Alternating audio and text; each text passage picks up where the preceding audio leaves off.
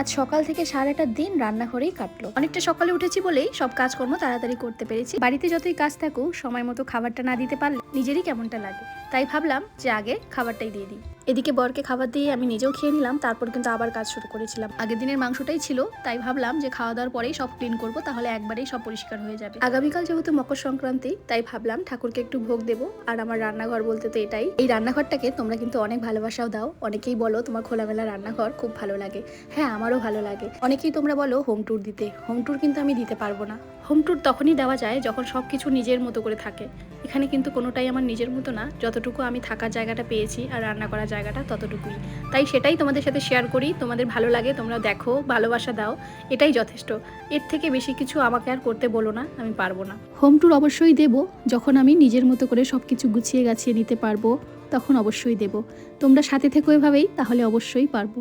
আর এভাবে দেখো, কথা বলতে বলতেই আমার কিন্তু পুরো ক্লিন হয়ে গেল। আর নিচটা মুছে আজকে ওয়ার্ড্রপটা এই পাশে রেখে দিলাম। একঘেয়েমি জীবন যেমন ভালো লাগে না, তেমন একঘেয়েমি কোনোটাই ভালো লাগে না। তাই রান্নাঘর হোক ঘর হোক, আমি মাঝে মাঝেই কিন্তু একটু রিসেট করে নিই। আর এদিকে দেখো কি সুন্দর বাইরের অন্ধকারটা লাগছে দেখতে, কারণ লাইটটা ভেতরে পুরো চকচকে করছে, কিন্তু বাইরেটা অন্ধকার। ভিডিওটা দেখতে ভালো লাগছে।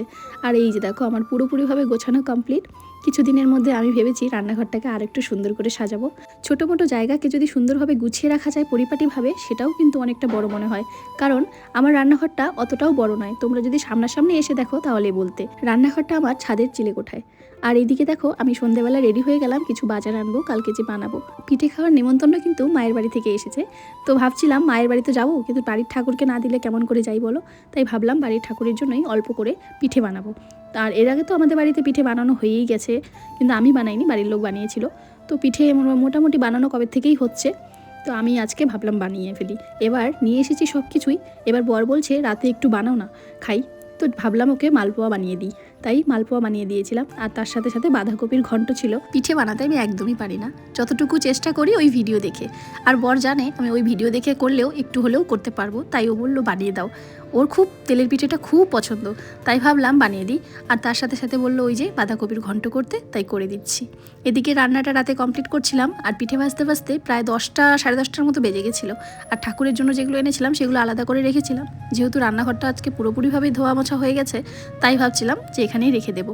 কারণ নিচে রাখলে তখন আবার ঘরের মধ্যে থাকবে, তাই ভাবলাম যে এখানেই রেখে দিই। আর এই যে দেখো বর খাচ্ছে।